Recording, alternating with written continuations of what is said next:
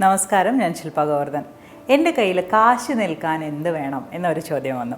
അതിനാദ്യം വ്യാഴാനുകൂല്യം വേണം. വ്യാഴാനുകൂലമാണെങ്കിൽ സത്യത്തിൽ നമുക്ക് നമ്മളുടെ ചുറ്റുപാടുമുള്ള എല്ലാ ആളുകളോടും എല്ലാ കാര്യങ്ങളോടുമൊക്കെ ഒരു ബഹുമാനം മാനസികമായി തന്നെ ആത്മാർത്ഥമായിട്ട് തോന്നണം കേട്ടോ.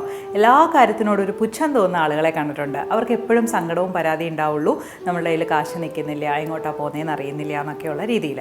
ഇപ്പോൾ ആളുകളെ സഹായിക്കേണ്ടി വരുന്നത്, നമ്മുടെ വീട്ടുകാരെ നോക്കേണ്ടി വരുന്നത്, ആ രീതിയിൽ പോകുന്ന കാര്യമല്ല ഞാൻ പറഞ്ഞത്. ഈ കൂട്ടി വെച്ചിട്ട് ഒറ്റയടിക്ക് നഷ്ടപ്പെട്ടു പോകുന്ന അവസ്ഥയില്ലേ, ചില പിശുക്ക് കാണിച്ചൊക്കെ വെച്ച് ആൾക്കാരെ സഹായിക്കാനൊന്നും നമ്മൾ ആവശ്യത്തിന് ഉപയോഗിക്കാതെയൊക്കെ എടുത്തു വെക്കുന്നത് ചിലപ്പോൾ പോയിട്ട് പെട്ടെന്നൊരു സങ്കടം വരുന്നവരെ വിളിക്കാറുണ്ട്.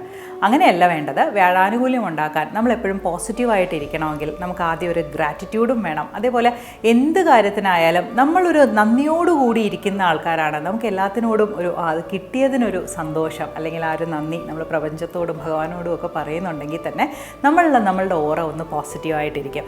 അപ്പോൾ ഇതെല്ലാം വന്നോളും. ശരിക്കും ആ ഒരു ഫിനാൻഷ്യൽ മാനേജ്മെൻ്റ് ഒക്കെ നമുക്കൊന്ന് ചെയ്യാനായിട്ട് തോന്നുവാണ്. ഒന്ന് പ്ലാൻ ചെയ്ത് കാശ് ഉപയോഗിക്കണമെന്നൊക്കെ തോന്നുവാണെങ്കിൽ ആ കാശിന് നമ്മളോടൊരു ഇഷ്ടം തോന്നും.